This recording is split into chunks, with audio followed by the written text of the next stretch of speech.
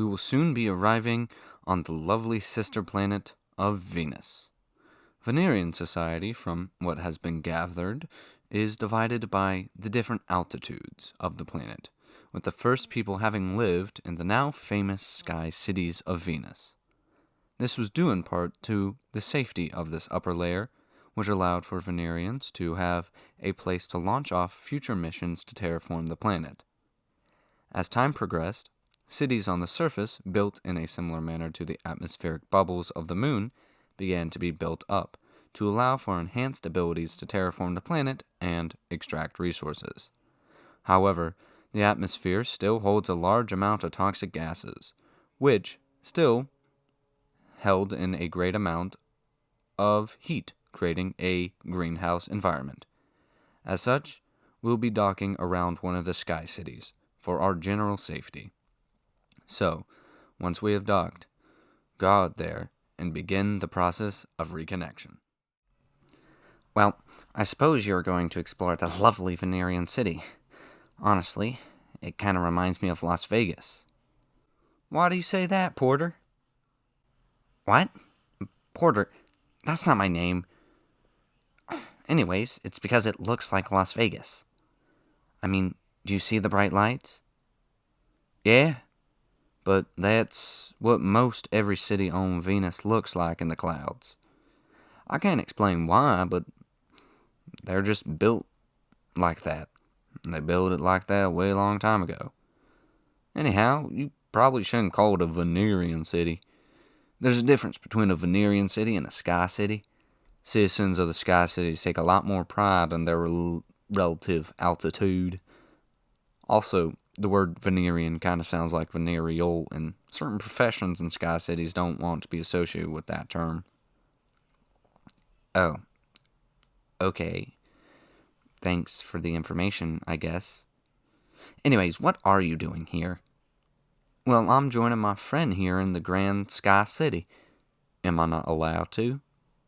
Well, do you have an exosuit? You can't go without an exosuit. You'd be crushed by the gravity. I've been wearing it since I got onto the shuttle. I mean, it's only logical as it adjusts accordingly, and I would have been seriously harmed on entry into Venus without it. Well, do you want him to join you? You do? Well, I guess you can go. There aren't too many harmful gases in this level of the atmosphere, to my knowledge, so you should be fine, and you, Mr. Martian, you should be fine to go as well. That's good to hear.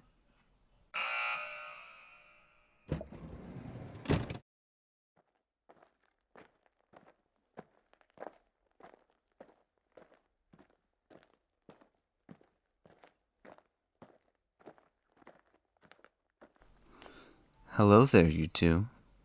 You look like you could use a night of fun. Why, yes, sir.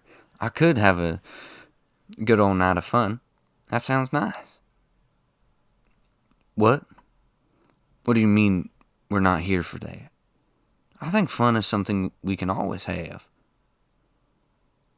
What do you mean it's not the type of fun I'm thinking of?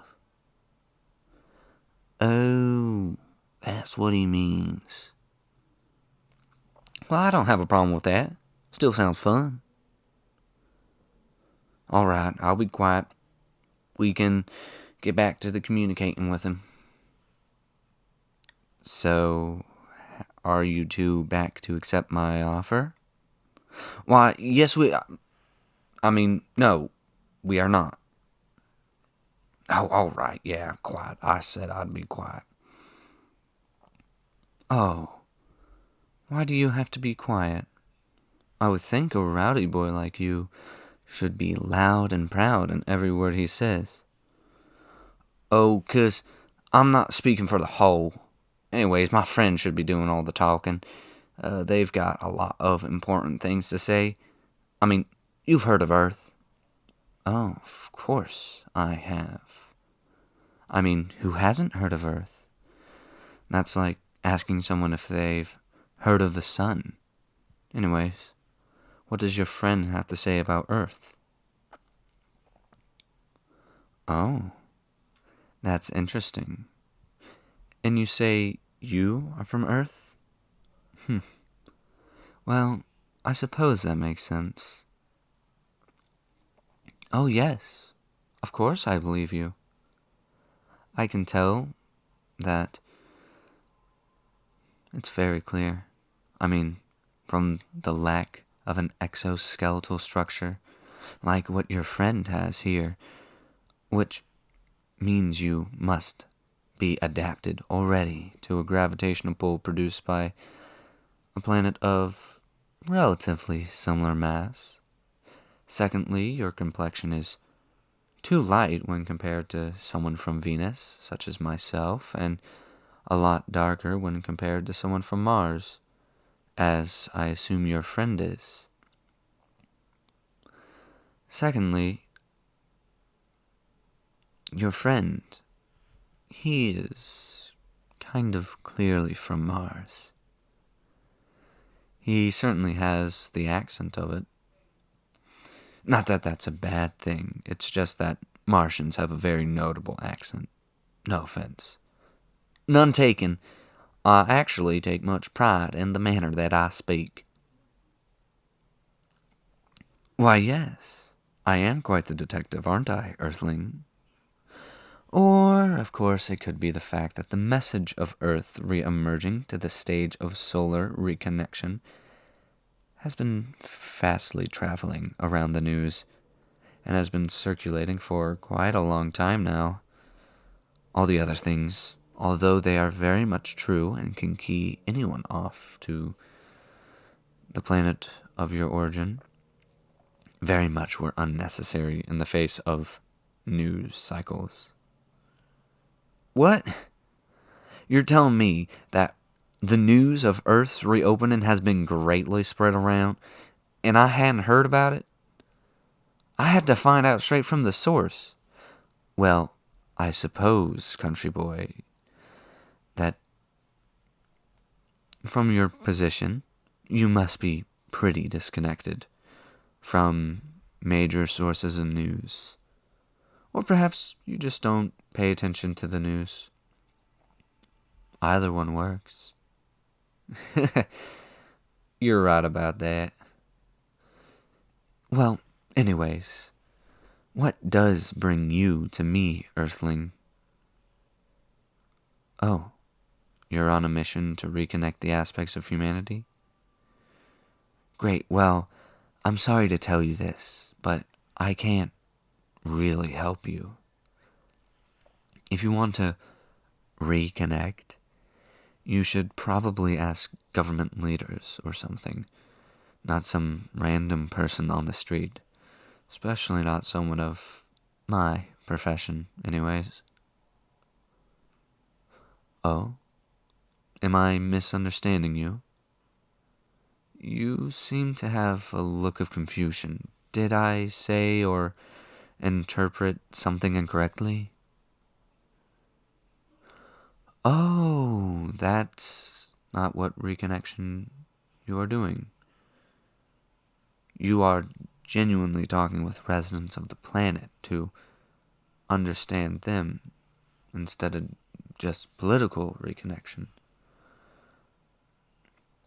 Oh, you and a team are doing that. But still, that makes more sense why you are on the streets instead of in the offices of bureaucrats. However, that doesn't explain why you chose to, I suppose, reconnect. Or would it just simply be connect with me? The first person you saw on Venus? Is that really how you do it? Yep, that is indeed how it's done.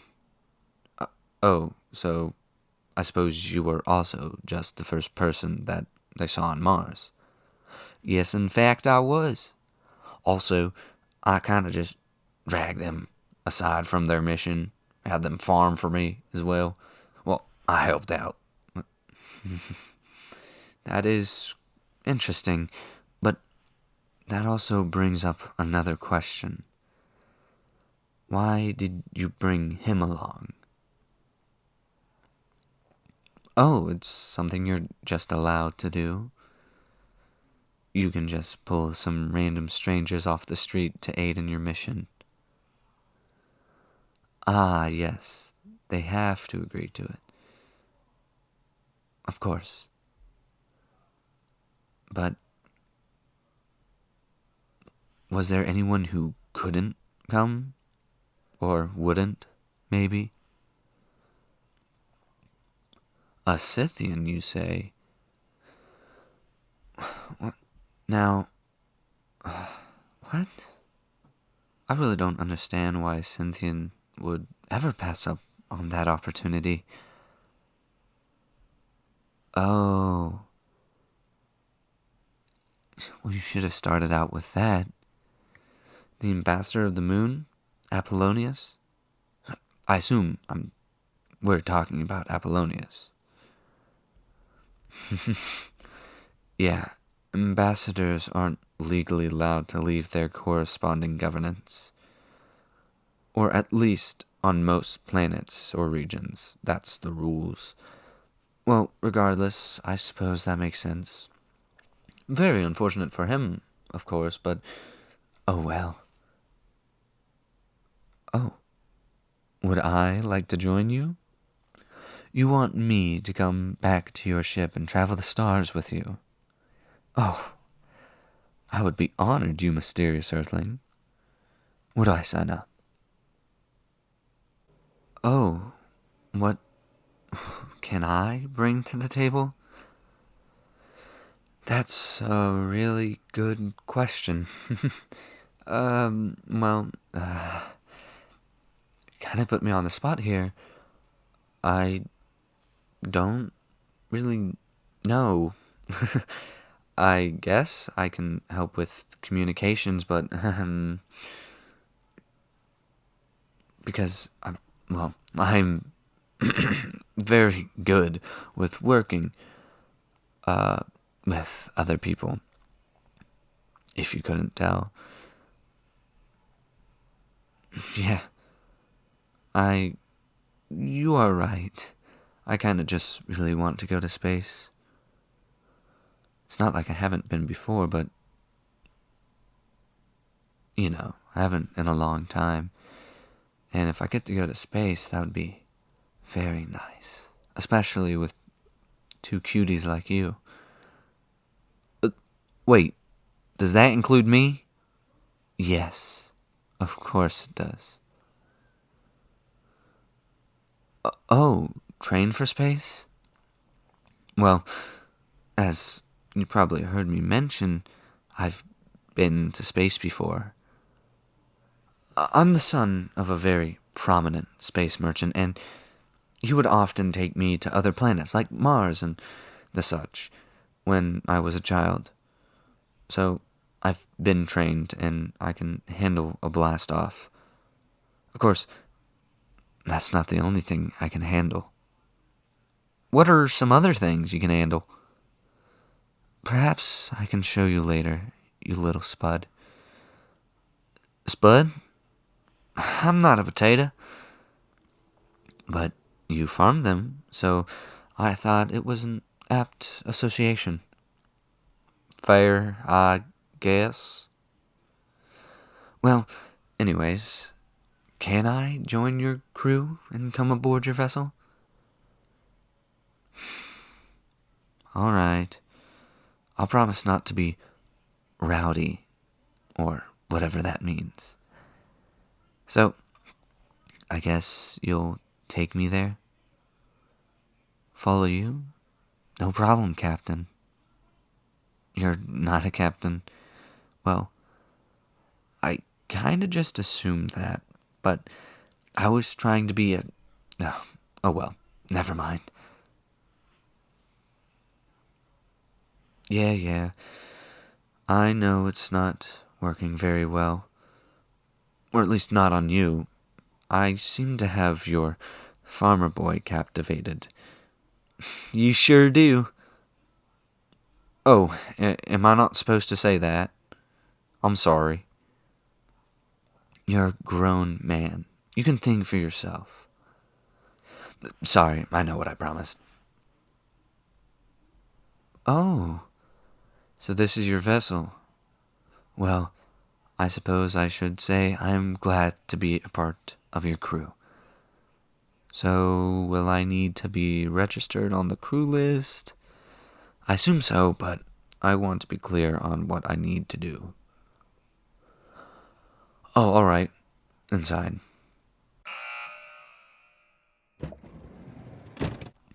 Hello. Welcome back, and you brought another person. Hello there, Mr. Porter. You seem very stressed. Can I interest you in the... Sorry, I know.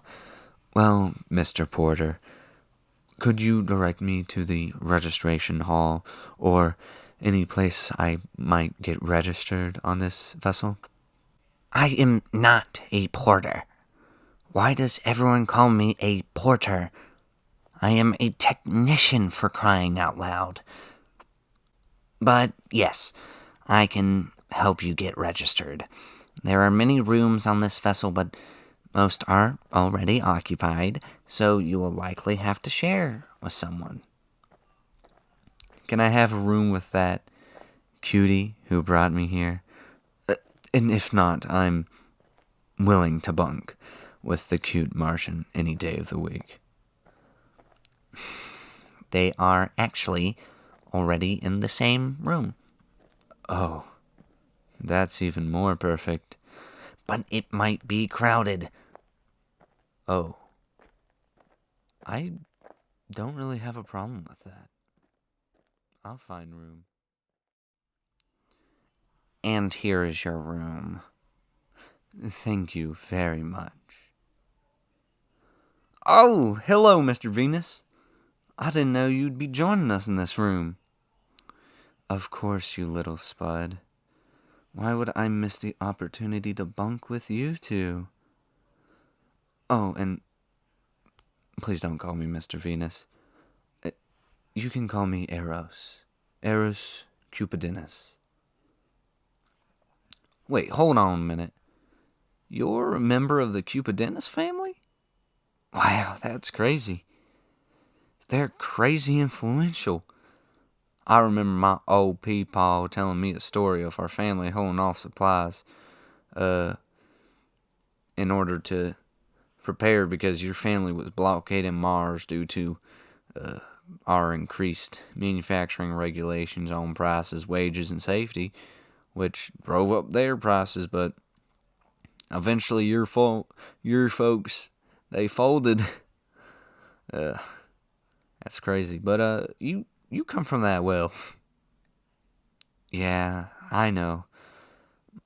My dad wished I would continue the family business, but I was much more inclined to the arts.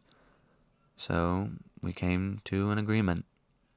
I was allowed to pursue my dreams as long as I helped my little brother train and sharpen his skills as well. So I did. It wasn't hard.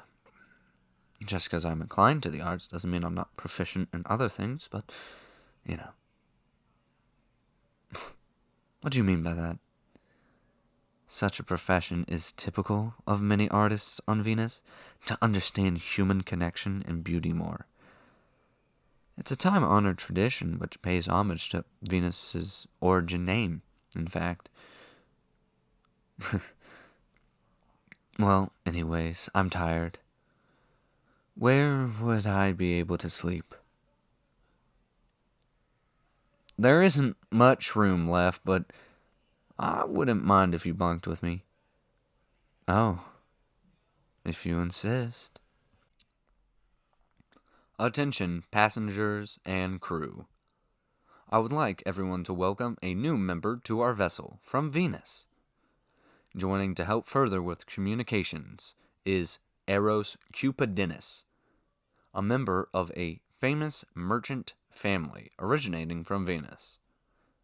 With that being said, Our next destination will be the Mercurian Republic, or, to be more exact, the satellite nation which holds most of the population for this republic. This is on account of Mercury's volatile climate, or lack thereof. Due to Mercury's lack of an atmosphere and proximity to the sun, the surface is greatly superheated. However, much of this heat cannot be retained or even reach certain areas of the planet, which allowed for the creation of cold traps on the planet, holding large areas of ice water. This, however, does not allow for the planet to be habitable. Thus, the Mercurian population is located on a station which orbits at a safe distance and sends workers to the planet in order to mine minerals and ores from the caves. This doesn't mean that Mercury has no suitable infrastructure, however. It's just that such is only properly used when miners enter them. Mercury derives its name from the Roman messenger god, who was also known for his swiftness. In this, Mercury also has quite a swiftness of its own, as it can orbit the Sun in around 87 Earth days. However, it is also the smallest planet in the solar system and one of the only two not to have a natural satellite, such as a moon. Of course, this does not include artificial satellites which are created by humanity.